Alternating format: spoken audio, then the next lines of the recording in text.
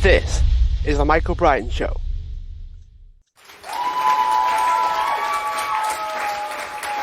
Hi everyone, welcome back to the show. And today I'm joined with Nicole F. Roberts, who's the Executive Director of Feed a Billion. She's a Doctor of Public Health and the co-author of Generosity Wins. Nicole, thanks for joining me.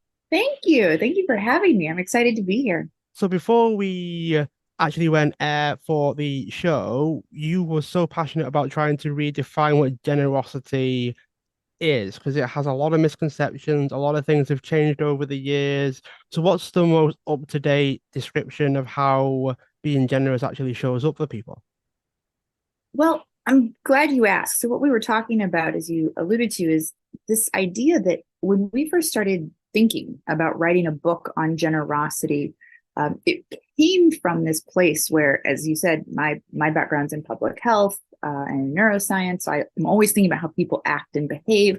And my co-author is a very successful businessman, entrepreneur. And after retiring, he was reflecting on, what makes um, good businesses, good organizations, what's the greatest return on investment. And together we decided that generosity was the word. And he was the one who really coined it. His name's Monty Wood. But what we realized then is as we started looking around at definitions of generosity, most of them are not helpful at all. And I'd say the act of being generous, right? Okay, well, he defined the word with the word. Or they would say something about philanthropy. And so there's a giving of money, right? An exchange of I'm donating to this thing or I'm giving, instead of time or something else. And so we decided to go on a journey, which ended up becoming the journey of our main character and interviewing all these people who are very successful. And I don't mean that just business wise. I mean, in all these aspects of their life, their family, their marriages, their businesses, their spiritual paths, they're like happy, healthy people who do good in the world. And what we found is that those people who give of themselves with no expectation of return or an exchange are the most happy, the healthiest, they live the longest, they're the most successful in terms of business. And so we set out to really redefine how people think about generosity, about giving of your time or your talent, mentoring someone to help their career. Those sorts of things are so much more important and tangible than the giving of money. And don't get me wrong, donating to causes, giving financially to support things is incredible and very, very helpful. But it is not necessarily what sticks with you the longest or makes you feel the same way. We can talk a little bit later if you want about what happens when you give. There really is some very cool brain and body science. Um, yeah, and so there's limitless ways to be generous, and that's something we wanted to drive home. It could be as simple as a smile at the right time, and you can absolutely change someone's day. And that could be the most generous thing you do for that person. One of the things that I'm really curious about is this like spider's web of because we bring up money quite a bit in terms of being generous and being philanthropic and all of those kinds of things. But there must be a bit of a peak generosity thing, almost like a curve of being generous, where something's at the top and then there are lesser things. And when people think about money, I think about, well, that's dead easy to do. It's also very convenient to not have any expectations when all you're doing is giving money. So people think of generosity without thinking of how hard it is to do the thing. So just simply donating, it's dead easy to have no expectation of return if all you're doing is sending money. And then you Mhm. have to think of all of the other things that would go into that.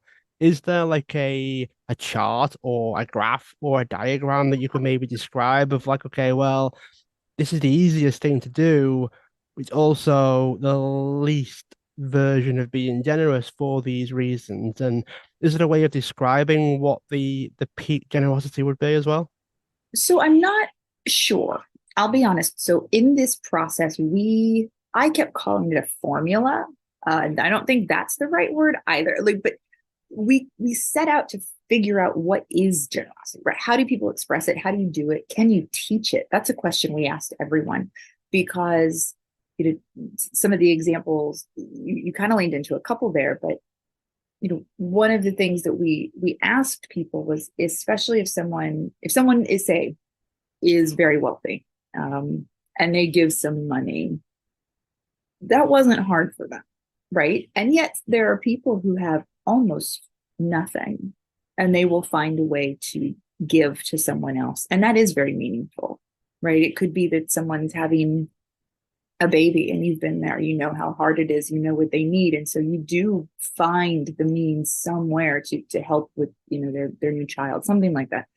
But on the flip side, what we found is that there's no exact formula because every person's definition of success is different. What makes people happy is different. And so, what we're hoping to do, this is way too soon to even mention it, but we've actually already thought about a book too, digging into how do you create a plan for yourself. Is there a 30-day, like, I don't mean like in a self-help way, I mean in a very action-oriented, like for the next 30 days, every day I want to spend 30 more minutes with my family. I want to come home 30 minutes earlier every day to do the following things for my partner, my children, right? Like, is it that you want to be generous with yourself and you need to carve out 1 hour a day to start working out because you want to live longer to be there for your children, right? Self generosity is just as important, right? If you're not taking care of yourself, you are not operating from a place of abundance where you can give to others. And that's emotionally, mentally, spiritually, financially, all those things. So there is no peak that I could confidently speak to. There's no exact formula. But what we found consistently is that people who give of their time are the most happy and the most fulfilled.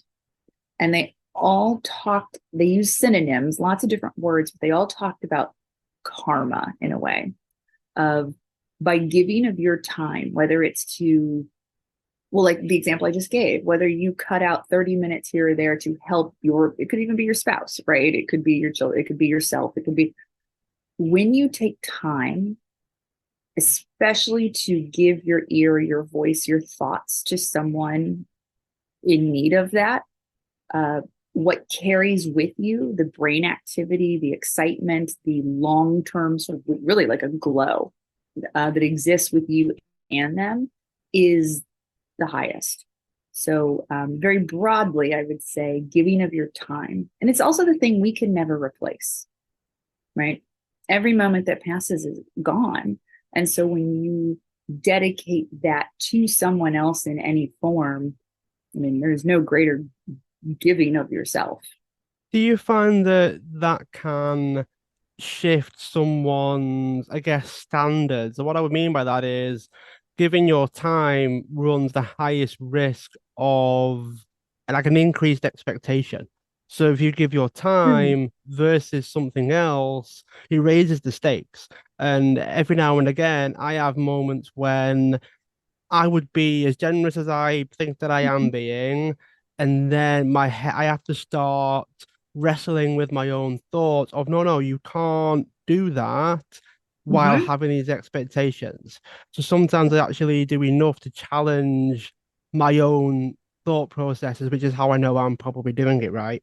Because you start having to challenge your own thinking afterwards, after the fact, and you start having to rearrange how you think because, yeah, you did it with the best of intentions. You can't then go back on all of that and start Right. thinking this way or planning this way or using it as a form of manipulation after the fact. It's not Yep. done in that way. And yet, I will sometimes do something.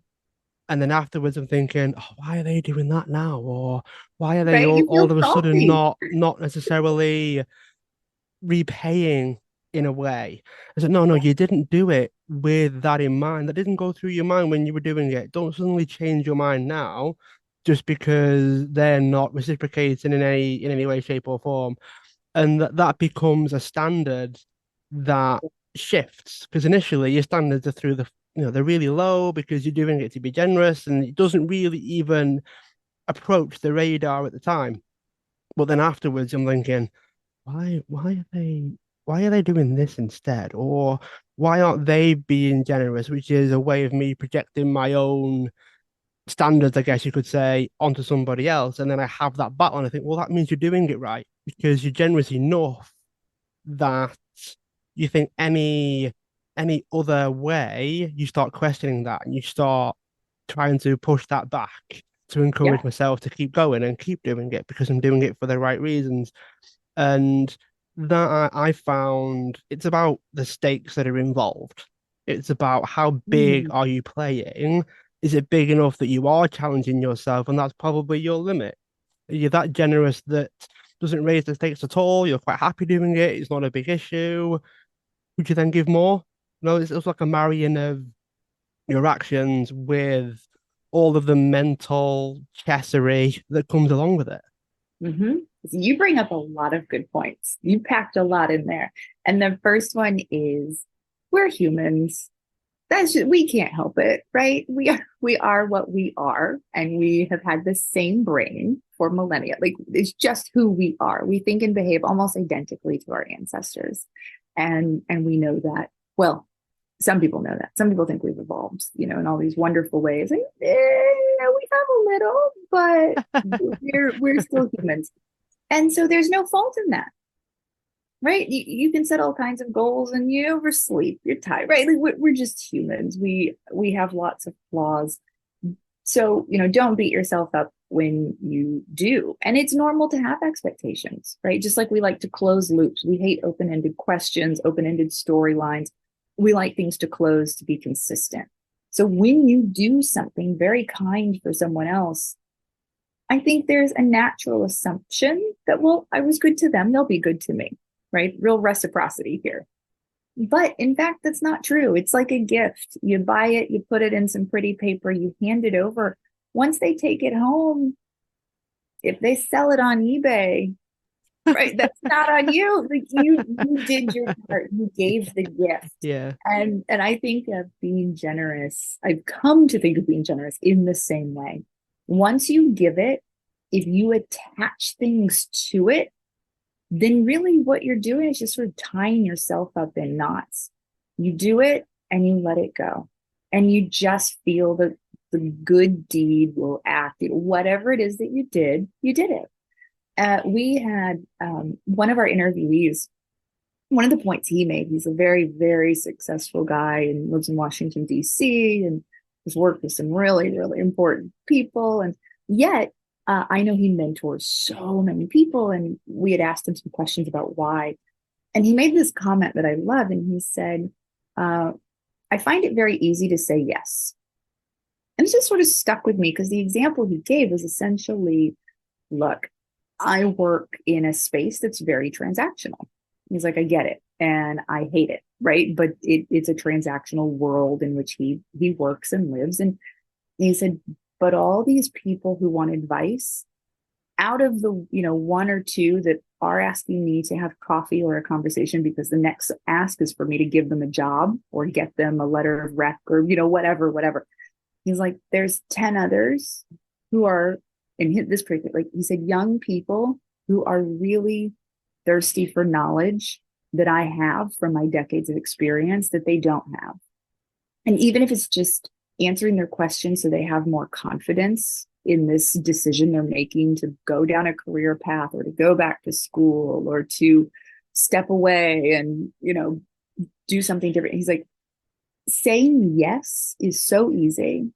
And what I find in the end is it really doesn't take that much time. And there will be people who I feel used by, or they feel very transactional, or it didn't come back. He said, but every one of those other people, they go out in the world and they do something good and it just spreads, right? And he said, I'll never know. I planted a seed and they're carrying that forward. And that's good enough. And that's something that I really loved hearing about in so many ways. I mentioned people talked a lot about, some people said return on investment, some said karma. couple people said something to the effect of like a ripple effect, especially those who work in education in some way. And they said, we don't know the effect we're having. We just have to trust that we are giving young people in particular the skills to ask the right questions, to behave in, kind ways, to do all these wonderful things. And then once they go out and they leave our home or our doors, our school, whatever, we're trusting that they're building on what we've started. And I've loved how many people have talked that way, to your point, because they have reached a place where they can just let it go. And that's part of why we were saying, well, how do you teach? Can you teach that? If someone has grown up having, someone who grew up in, say, a situation where their family was in some difficult place, right? And they don't have guardians or parents who are present or demonstrating generosity. If those aren't things that are learned behaviors, if you don't have them demonstrated for you, if everyone in your environment is working from a place of great need, how can you learn? And that's why hearing that from so many interviewees made me in particular really happy, because it just takes a seed. You've got to plant that and demonstrate it for people, and it can be learned. It once it's internalized and actively practiced, being generous becomes like second nature, and you know how good it feels, so you literally get the dopamine hit yourself and you want to keep doing it. What I would love to know as well is how do they not justify it, but how can they keep doing what it is that they're doing, knowing that they let it go, knowing that they don't really know the effects that they are having, while also mentioning karma?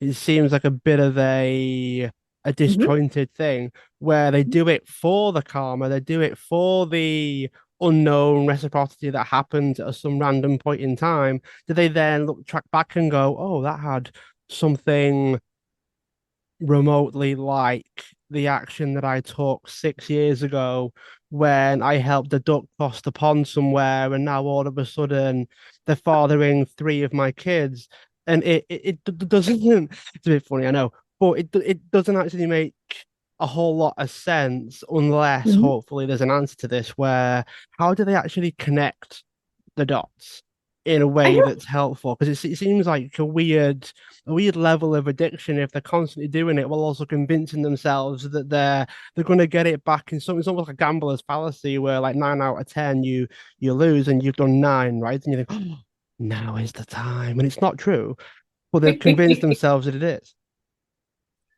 That's a really good question. And you're right, there's a bit of cognitive dissonance there. Um, I think the best answer I have for that, because I can't speak for anyone else, right, is that a lot of these people that we interviewed and people that we've talked to, and even looking at like the 90 years of the happiness study that Harvard's done, when you invest in being generous every day, you just expect good things to happen. You expect, it's not a one for one. Um, in fact, if you read the subtitle of our book, it says superpower, which may sound a bit cheesy at first glance, but I think it gets a bit to your previous question and this one. Humans are the only species on Earth that is truly generous. We see generous, I promise I'm getting your question. So essentially, we see generous acts and behaviors in primates and in a few other species. But even then, it's within, say, family. So take, like chimpanzees, for example, they'll be very generous. They'll share their food, they share their shelter, they do all kinds of caretaking. There are two babies, the pack takes care, right?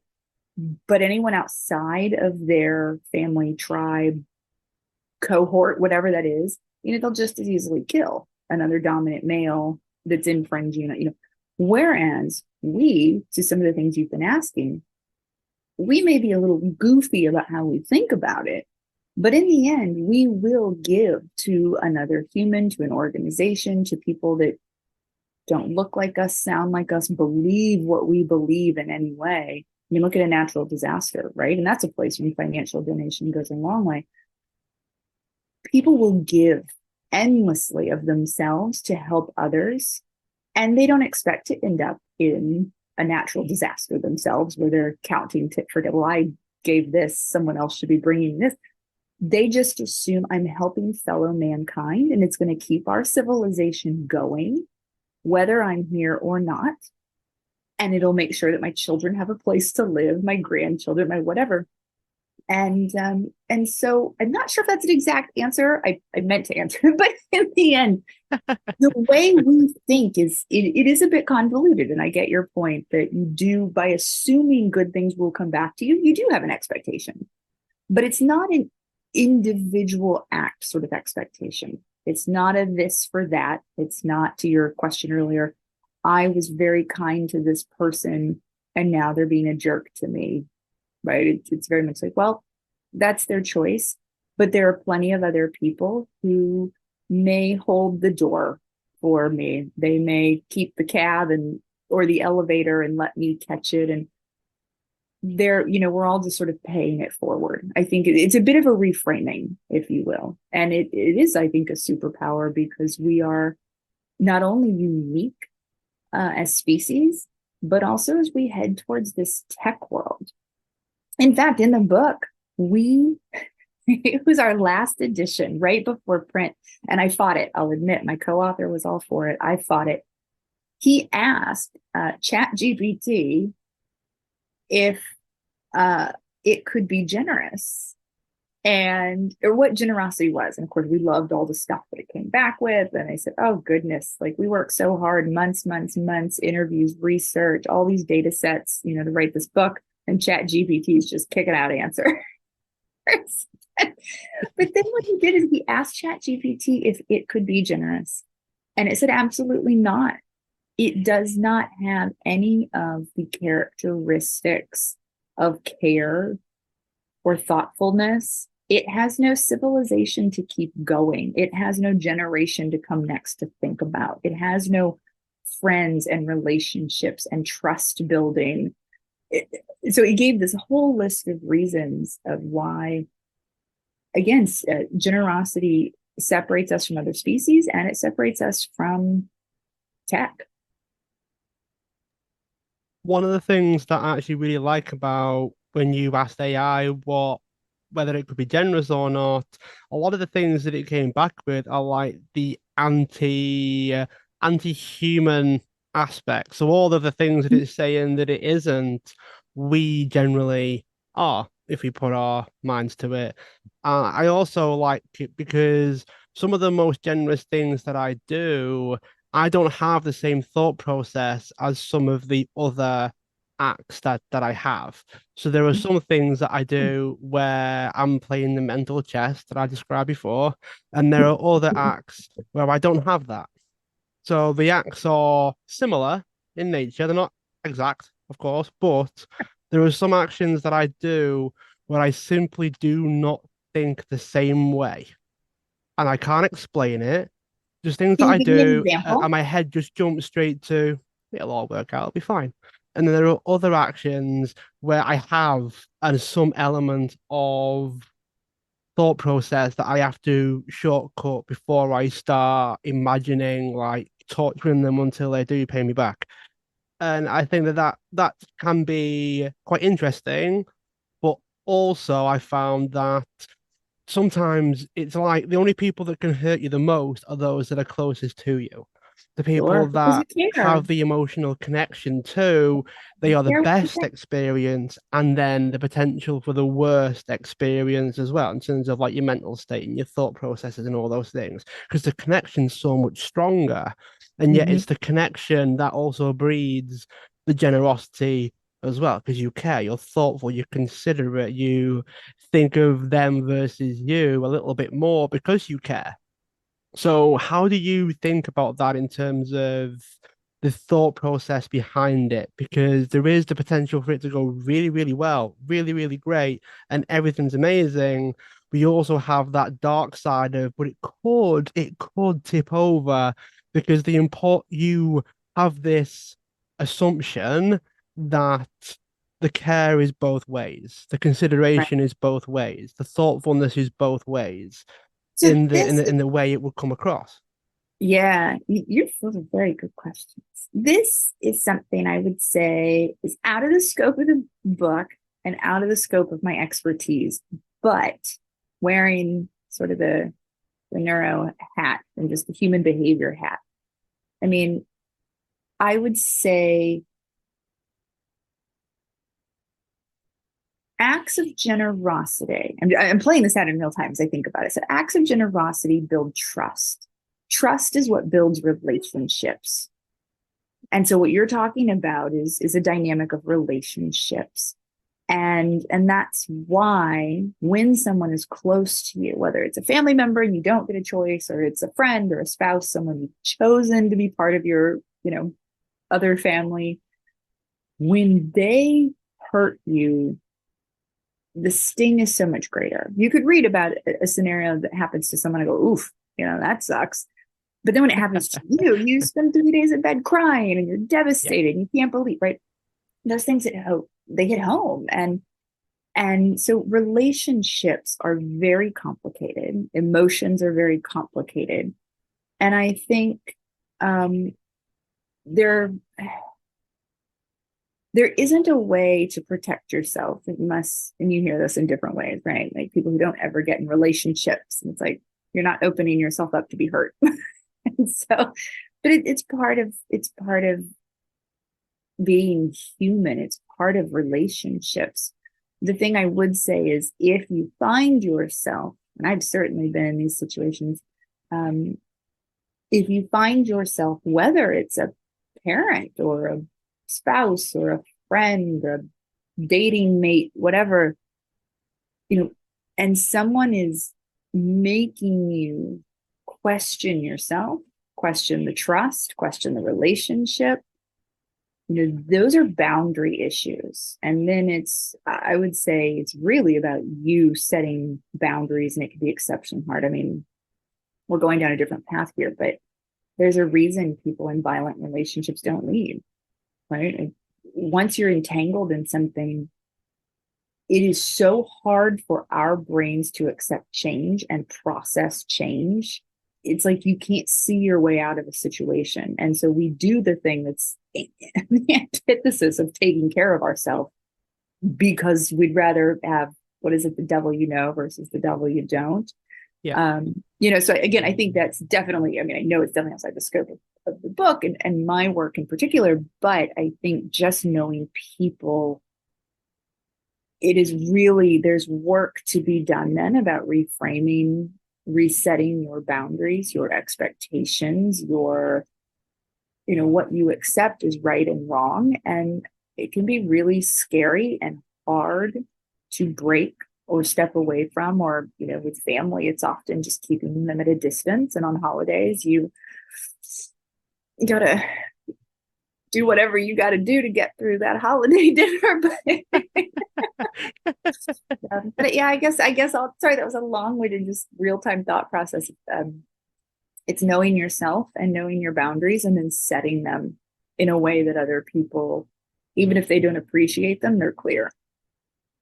Yeah, it's a weird kind of conversation that you would have with yourself, because then you've got to assume that everything that you think that you know isn't actually the case. Like maybe the relationship isn't there. Like the amount of times I tend to describe it as, when you've got friends that you're at a point where you can almost make fun of each other and everyone understands that you're playing around.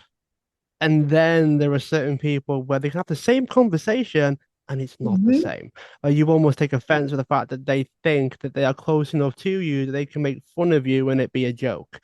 Similar to being generous, there are people that you will do things and you have this constant reciprocation throughout, like forever, because it's understood. We're close enough that we will do this no matter what, and they will do it no matter what, and it works the same way. And then for somebody else, you have the same level of feeling for them, I guess you could say, where you're generous just because of that's who you are, and then it's not returned by the same person, but maybe returned by somebody else, which is something that we could probably talk about as well. And there's elements of karma as it doesn't have to be the same person, Right. the same environment, the same situation. It's about coming back Right. to you in any way, shape, or form.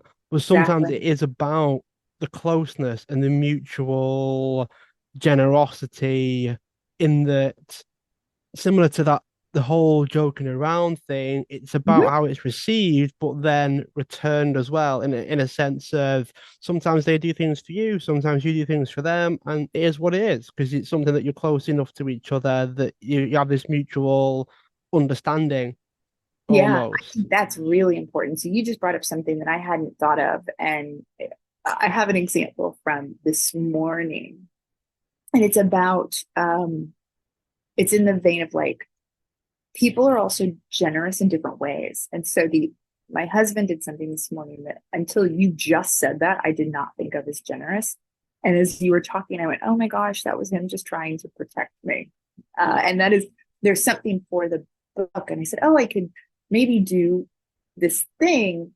And he said, I don't think you should. I was like, why? It's a chance to get in front of people and do this thing. And he said, because the way it's going to end is you're going to get your feelings hurt. And I was like, what do you mean? He said, you have such high expectations of, and I won't go into it specifically because it'll make it clear what I'm talking about. But in the end, he said, you have high expectations. And he said, I can pretty much guarantee those expectations won't get met and you'll be disappointed. And then you'll take it personally that you didn't do enough, or if you had given more, or if you had, and he went through this whole list of things. And I said, well, I'll think about it. And as you were just saying, I was thinking like, but that's a dynamic of our relationship. He and I are very, very, very different human beings. And I often don't think of him as being generous, but he's not in the same way I am, right? Like the way I express it. I hate the love languages, but in its own way, it's about how people express things differently. And as you were talking, anyway, sorry, it just hit me. But I was like, that was really his kind way of saying, I don't want you to get hurt. I don't want you to feel negatively. Let me, let me protect you from this potential thing that I think is going to hurt you. Even if you think it's the thing to do, just be aware, at least lower your expectations. It's what it's Yeah, also.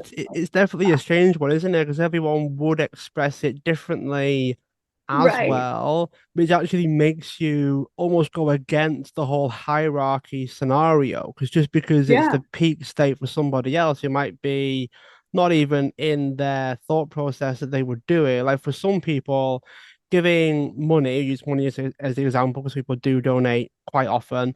For some, that could be extremely generous because maybe they don't have a lot of it to start with. So any amount Exactly. that they give outside of themselves is generous. And yet somebody else that might be a billionaire or a millionaire or whatever it is, Right. they're doing it because they just want to tick a box, or they're doing it for tax reasons, which you can do, by the way, those Right. that are listening.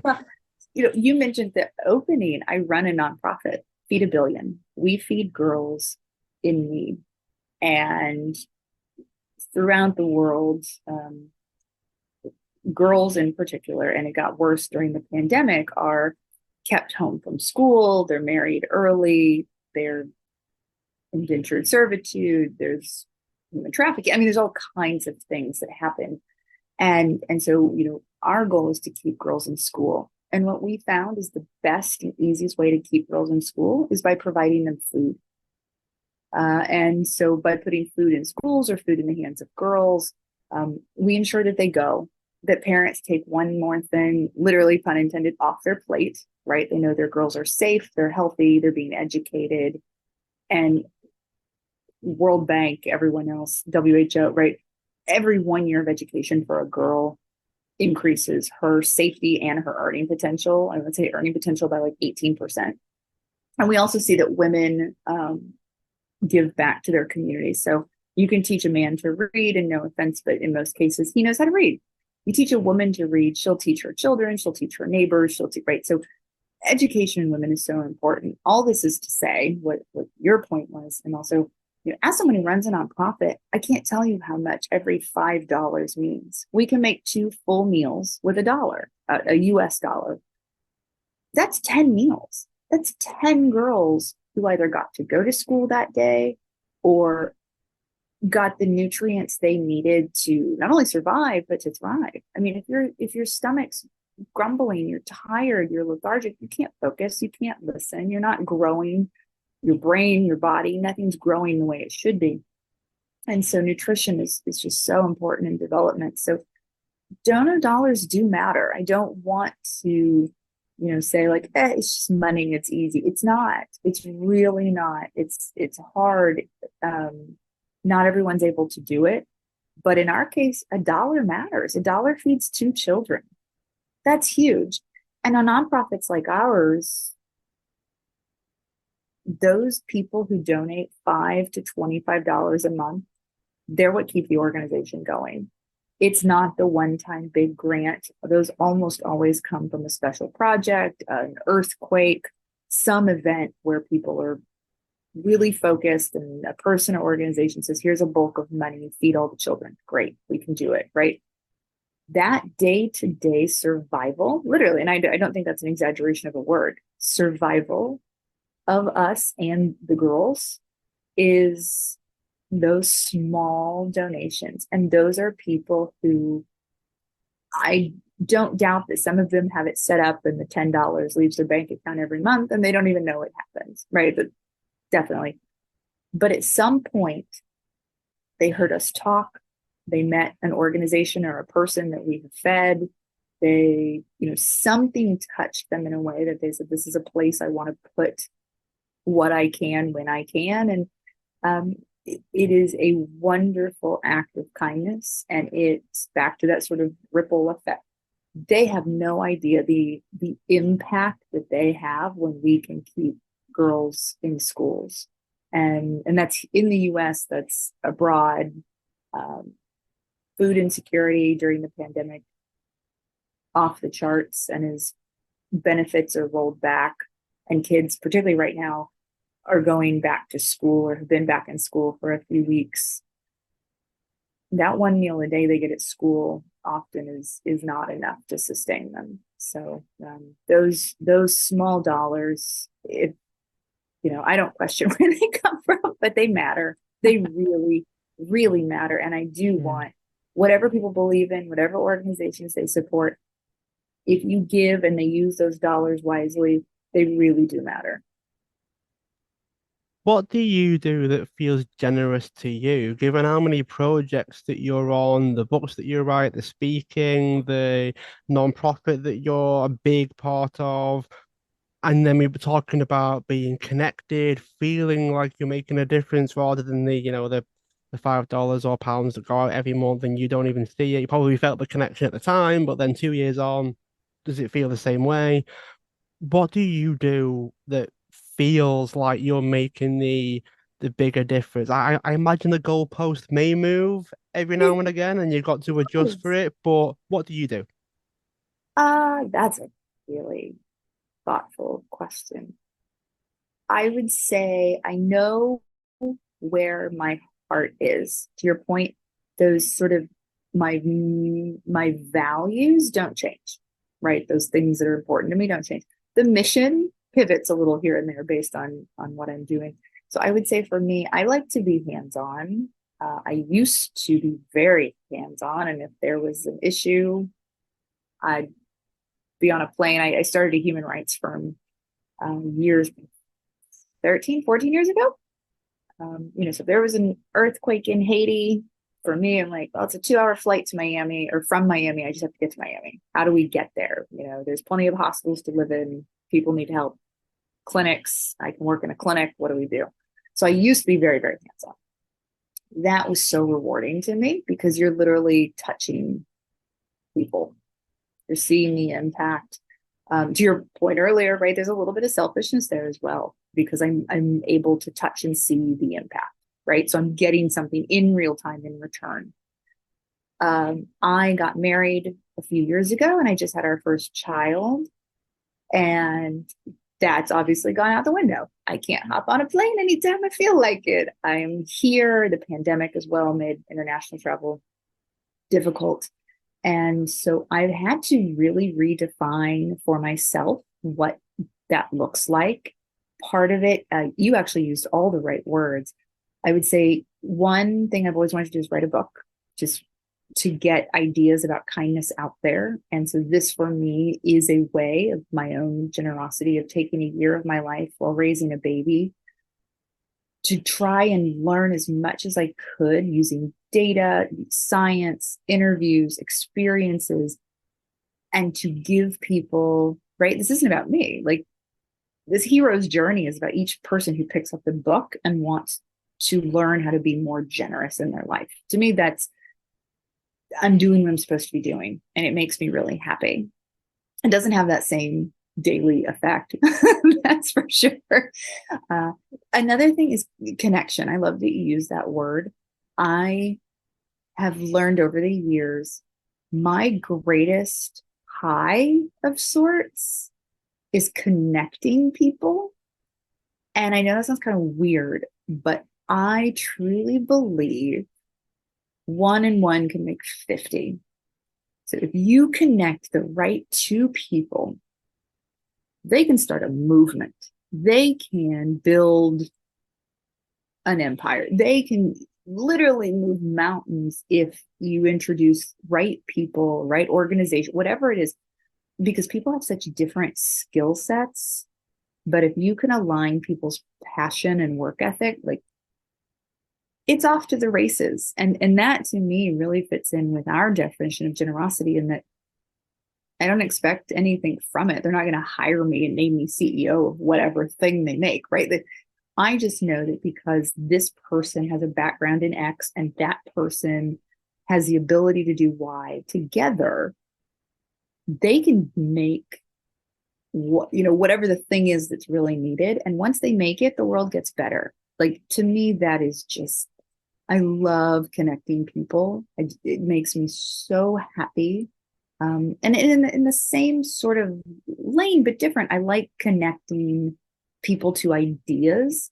So I envy you and your podcast ability. I let mine sort of, it didn't die. Well, I had a baby, and so I stopped being able to record all the time.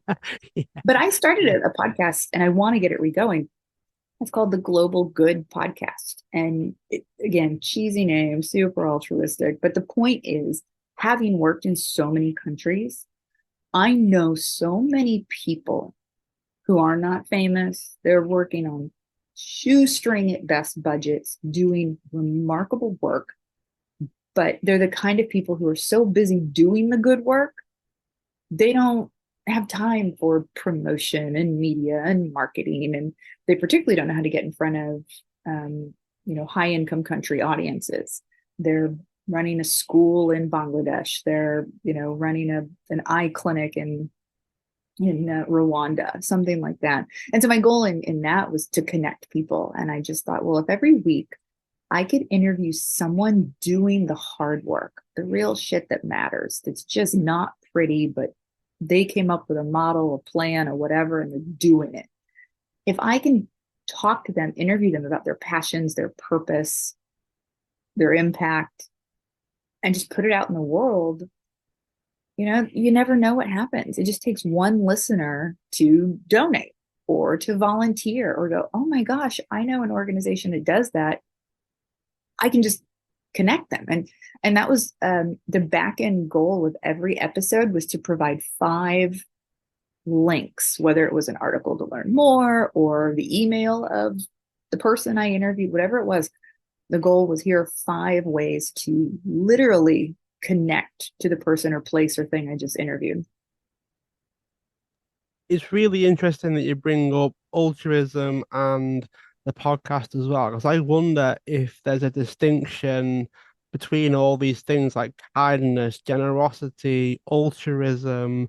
Is there a way of combining, or could you describe generosity by saying being altruistic and things like that? Because it seems that there's a lot of people that can get it wrong. There's a lot of people that are maybe swallowing a thesaurus, for want of a better expression, and just using words that all mean the same thing.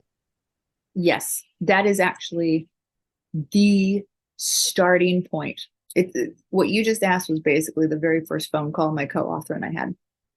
And essentially, I made an Excel spreadsheet of definitions of words because I wanted to understand what we were and were not doing. And honestly, I think it was the figuring out what we were not doing was the easier part because, again, like at the beginning, I said a lot of the definitions were philanthropy based. And I said, we're not doing philanthropy. That's a form of being generous, but that's not what it means. And so it was, I think, easier to start with what does the word not mean? Words that were often conflated, confused, overlapping in definition. Altruism was one. Actually, surprisingly, success was one, which I didn't like at all, but I thought that was really interesting way to define that. Kindness was one, like altruism, that a lot of people swap generosity and kindness. I think in our everyday jargon, I mean, even amongst a family, amongst a community, certainly amongst different countries, that we can use the same word and mean something completely different. So, Yeah. Yeah. there's no way to, um, sort of put a flag in the ground and say every person in the whole world is going to do this now, right? But for us, it was important to define generosity. And in fact, we opened the book with 5 definitions. And the first one is just generosity. And it's any act of kindness or support given with no expectation of exchange or return from the recipients, and that there are limitless, meaningful ways to be generous. We left it simple and broad, but yet tried to put some parameters, particularly around that thing that we talked about at length, about no expectation of an exchange or return from the recipient. Was there anything that surprised you about Hmm. being generous? Maybe something that after you wrote the book or you compiled all the information, you were thinking, "Oh, that's really interesting. I never quite thought of that." Or as a result of writing the book, have you had to shift things slightly? What have you learned from the book? Has there anything take you by surprise? Oh, a lot of things took me by surprise. As I said, the first example that comes to mind is the one I gave, which is the AI. I mean, we were literally going to print, pose the question, and my co-author said, time out. And I was like, absolutely not. No. uh, and then we decided it was so important, it was worth going back. But you can imagine, at that point, like a 250-page book, to work in an entirely new concept about technology. It's not like you just add a page at the end. You don't just like sticky note it in there, right? Like we had to go back and thoughtfully incorporate. And in fact, we interview a guy who's in the tech world and sold a company for over $1 billion in the tech space, and reached out and said, let's talk about this. We didn't think about this at the time, but also, we were writing the book and had just finished when Chat GPT and all the other open AI options just exploded onto the scene. Had we gone to print a week sooner, there would be no technology in the book. I think it's such a blessing that it happened the way it did, because it really made us rethink tech in the future. And we happened to have an interviewee who's an expert in it. And we were able to close out the book with his interview. We literally shifted chapters around to tell that story, we thought, the right way. What else surprised me? Honestly, hearing people's stories, which is, I feel like that's kind of a cop-out answer, but it's the truth. We included 12 interviews in this book. Each person brought something so deeply personal about their life and their experience that I think 3 of the interviews, I was crying, tears streaming down my, like, because they were telling me stories about acts of things that had happened, good, bad, and otherwise, that changed how they interacted with the world. And um, I was so surprised that people, in some cases, some of the interviewees I know, a couple I know really, really well. Others were my co-authors' contacts or ideas. I mean, it's people that he and I had never met. Either one of us. We got on our first Zoom call and said, "Hi, I'm Nicole," right? And that people who, again, to being generous, they were so willing once they understood what our project was about, what we were trying to accomplish, knowing they were going to go to print, right? And then we were like, and it's very successful. 1 million people read this book, right? And they were still willing to open up about their lives and stories. And I was so surprised at the vulnerability of all these individuals. And we're talking, spouses who have died, to being diagnosed with a disease, to, and how they've worked it into their life. In fact, we had one woman, you can hear it in my voice, even just thinking about her story. And she's, of course, said, "I hope no one ever has to experience the kind of loss I have." She said, "But it really helps you," if you can use, she didn't use the word help, but essentially it enables you to tap into something different. Once you work through some of life's experiences, your ability to do even that thing you and I were talking about, like you do something kind and you just sort of spin around. And I find myself just like you, waking up at 2 a.m. thinking about it. And right. The way she described things was like, there are certain events that happen that doesn't become something that keeps you up at night.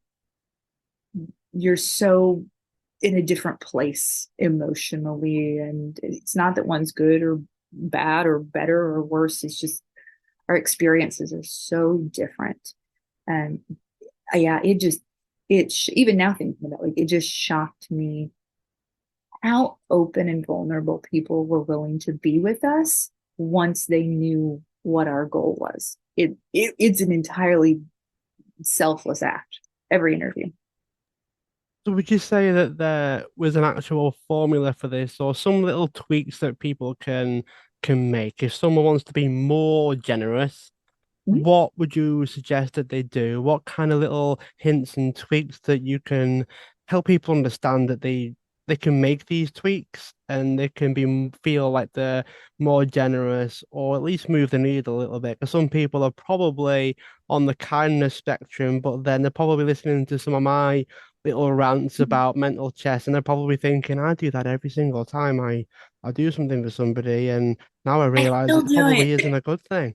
So what can people do about, we want to be more generous, but how can we do that? I wrote a book on it and I still do it. It's fine. Uh, how can they? Well, there are a couple different answers, I think, to that. The first is it's intention. I think it's very much about intention. And if you decide, first of all, you want to hear these examples, read the stories, buy the book. But secondarily to that is some joke. Earlier, I gave the example of, it could be a smile, right? You could make it your goal. You don't change your schedule. You don't change your income. You don't change a single thing about your life, except every day. Maybe it's a person at your office. It's a real asshole, whatever. And you're like, for the next 30 days, every day, or the one day a week we have the meeting together, where I'm going to, like, make an extra coffee and bring it over to their desk or something, right? Like, I don't know, because I don't everyone's dynamic, but it could be that I'm just going to smile at them. We happen to get on the elevator every day at the same time. I'm going to look up from my phone and I'm going to smile. Just going to do it. Like, it doesn't take anything away from your schedule, your time, your energy. It's just going to be an act that you do. And so you set that intention, right? The other side of that is a much bigger endeavor, and it's the one that I hope a lot of people will go on, and that is setting your own mission, vision, values, purpose. And that is to get people to really stop, and they're in the book and on our website, so you can look up what all those mean and how to do them. But you can also Google, like, what's the difference between a mission and a vision, right? Companies have them, every organization has them. I think everyone should have a personal mission, vision, values, purpose. And for me, at least, and a lot of the people I know, it has made life easier. It's made some of that mind spinning less troublesome. Certainly after having a child, it's helped me choose what I do and don't do, because I know I love connecting people. I love communicating with people, hearing their ideas, asking questions. Like, I moderate a lot of events. I don't sit on panels. I almost always moderate because I just like asking questions. And you're a very good question asker, by the way. As someone who does it a lot, you're a very good question asker. Uh, but I know those things that I love and I'm passionate about.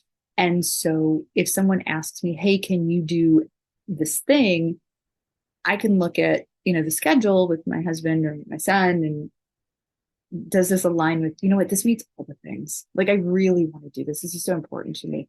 Or I can look at it right now and go, yeah, not this year. Don't have it in me. It doesn't align with whatever.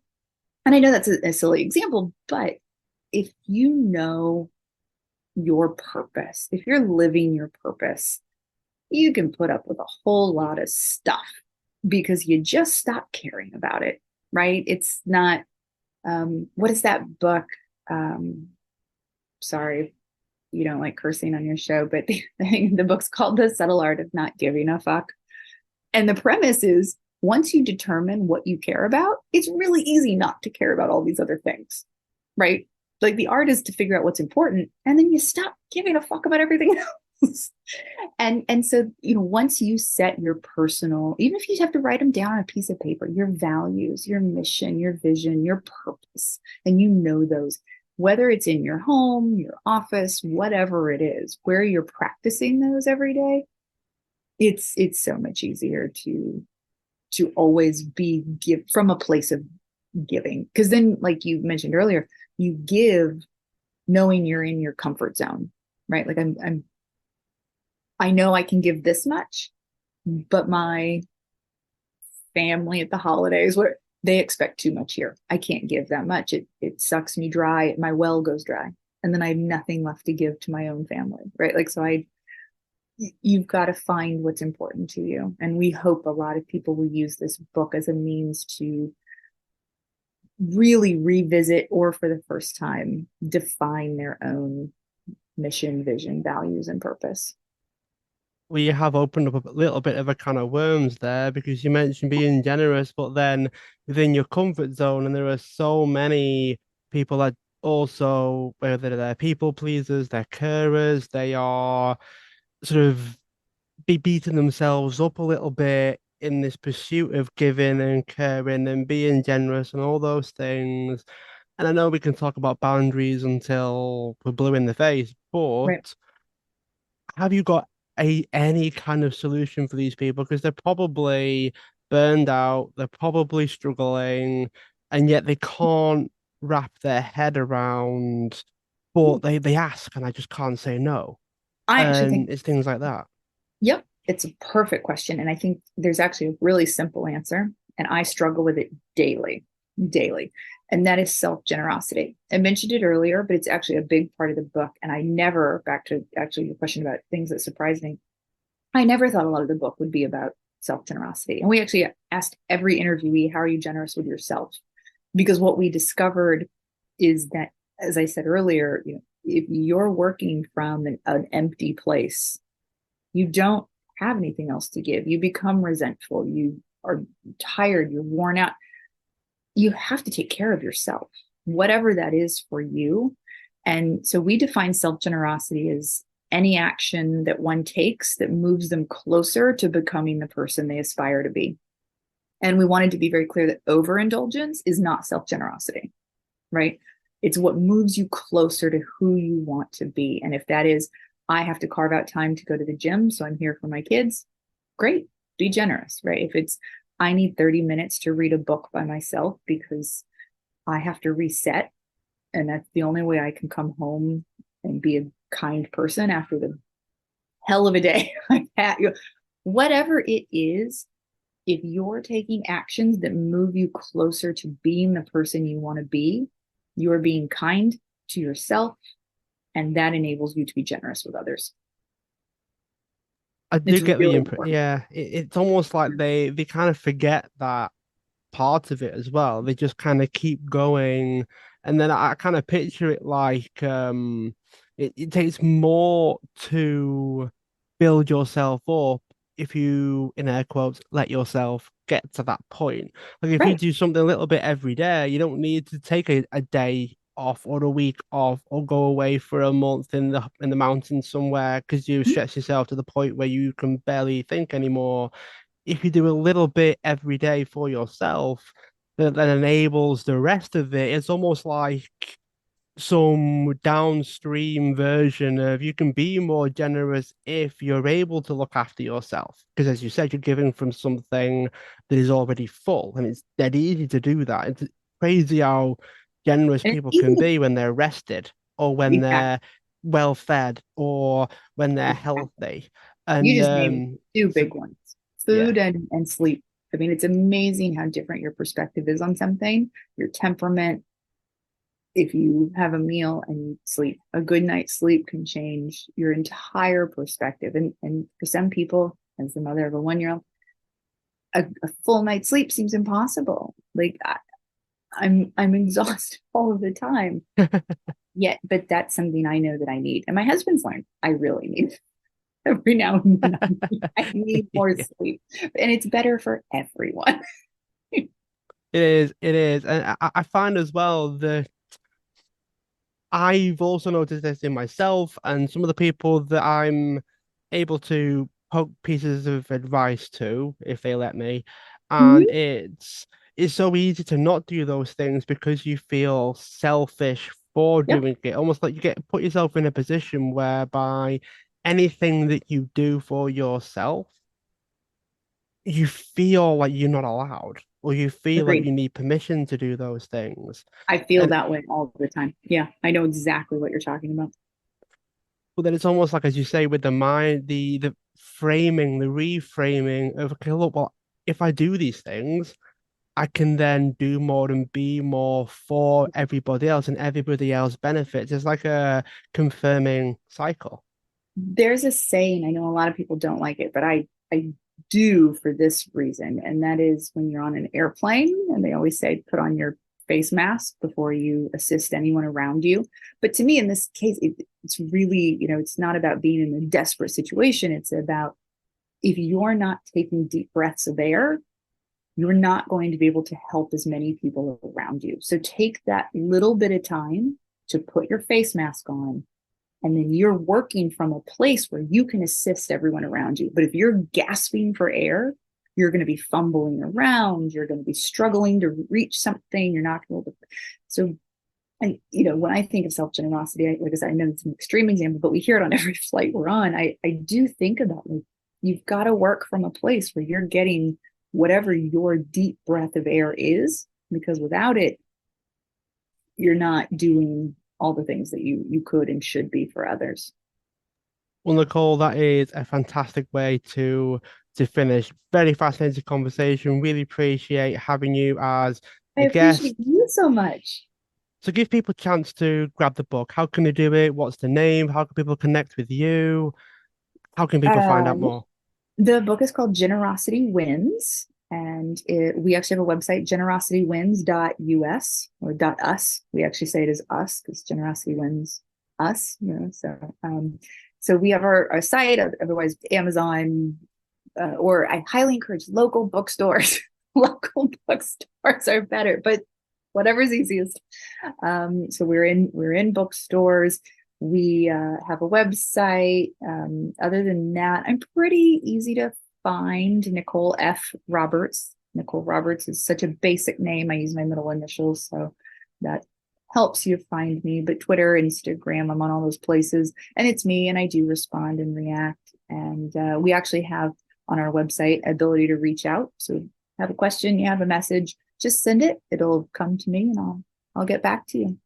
Thanks so much for being a guest on the show. Those that are listening, feel free to subscribe, share the show, tell others, and also leave a review wherever you are listening into your podcasts. Nicole, it's been great. I've enjoyed it and I look forward to keeping in touch. Thank you. Thank you so much.